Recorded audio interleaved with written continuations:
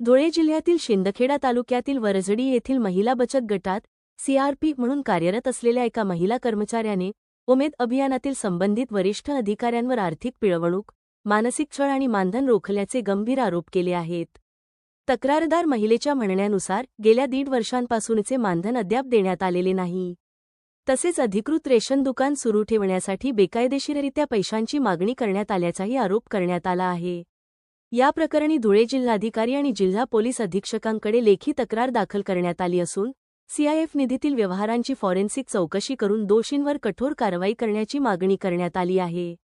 याशिवाय संबंधित अधिकाऱ्यांकडून सातत्याने राजीनाम्यासाठी दबाव टाकला जात असल्याचा दावा तक्रारदाराने केला असून या कथित छळाचे ऑडिओ रेकॉर्डिंग आणि सीसीटीव्ही पुरावे उपलब्ध असल्याचेही निवेदनात नमूद करण्यात आले आहे.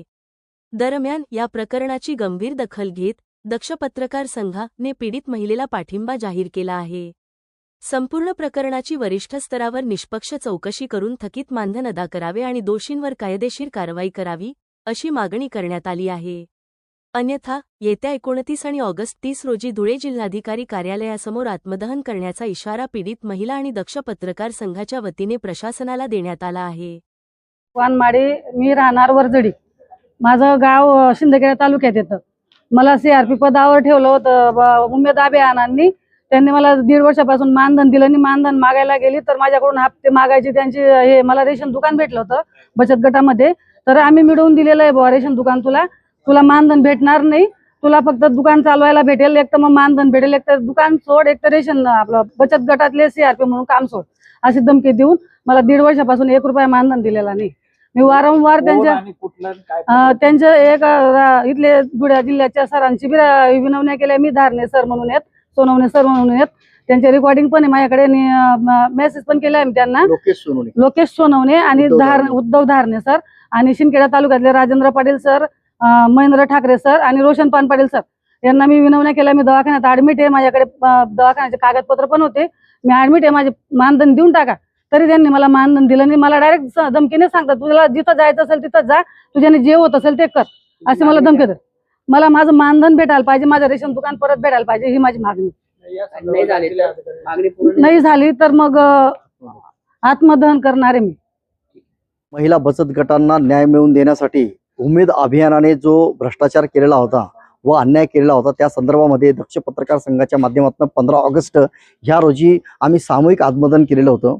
जयकुमार रावल माननीय पालकमंत्रीजी यांनी आम्हाला सांगितल्यानंतर आम्ही तात्पुरता ती स्थगिती दिलेली आहे. परंतु आमचे व्हिडिओ व्हायरल झाल्यानंतर या ठिकाणी निर्मला भगवान माळी, राहणार वरझडी, तालुका शिंदखेडा, जिल्हा धुळे, या ठिकाणची जी काही महिला भगिनी आहे, या महिला भगिनीला देखील या ठिकाणी जिल्हा ग्रामीण विकास यंत्रणेचे जे काही अधिकारी आहेत, उद्धव धारणे, लोकेश सोनवणे, राजेंद्र पाटील, महेंद्र ठाकरे, रोशन पान पाटील यांनी त्याच पद्धतीने यांना मोठ्या प्रमाणामध्ये मानसिक त्रास दिलेला आहे. त्याच पद्धतीने त्यांचं जे काही उदरनिर्वाहाचे जे काही साधन होतं सीआरपी पद, ते देखील त्यांच्याकडे काढून घेण्यात आलेलं आहे. आणि याच्यामध्ये त्यांचे जे काही थकीत बिल होतं, सगळ्यांना सीआरपीचं पद पैसे मिळालेले आहेत, परंतु यांचेच ते पैसे त्या ठिकाणी जवळजवळ 6 ते 7 लाखापर्यंत ती जी काही रक्कम आहे, त्या रकमेचा अपहार या ठिकाणी झालेला या ठिकाणी दिसून येतो. सगळ्यात महत्त्वाची गोष्ट अशी आहे की पुरवठा अधिकाऱ्यांच्या माध्यमातून देखील यांच्यावर मोठ्या प्रमाणामध्ये छळ होताना दिसत आहे.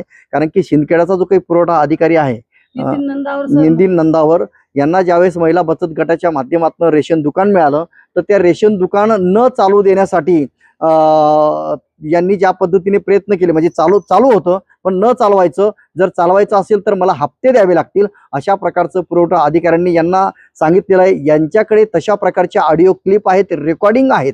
म्हणजे हे आम्ही सांगतो म्हणून नाही, आमच्यापर्यंत दक्ष पत्रकार संघाच्या माध्यमातून आम्ही आवाहन केलेलं आहे की जिल्हा ग्रामीण विकास यंत्रणात बचत गटामध्ये ज्यांच्यावर अन्याय अत्याचार झालेल्या महिलांवर त्यांनी आमच्याशी संपर्क साधावा, आम्ही त्यांना न्याय मिळवून देऊ. ह्याच पद्धतीने आमचं कार्य चालू राहील. जर आमचं जे काही आंदोलन आहे ते आंदोलनाने ह्या महिलेला जर न्याय मिळाला नाही तर साधारणतः 29-30 तारखेला, 28 तारखेला रक्षाबंधन आहे, 29-30 तारखेला जिल्हा कलेक्टर ऑफिसच्या समोर आम्ही चित्ता आत्मदहन करणार आहे. आणि लाडके भाऊजी आहेत आमचे, देवा भाऊ, यांना आम्ही राखी बांधण्याचा त्या ठिकाणी संकल्प करणार आहे.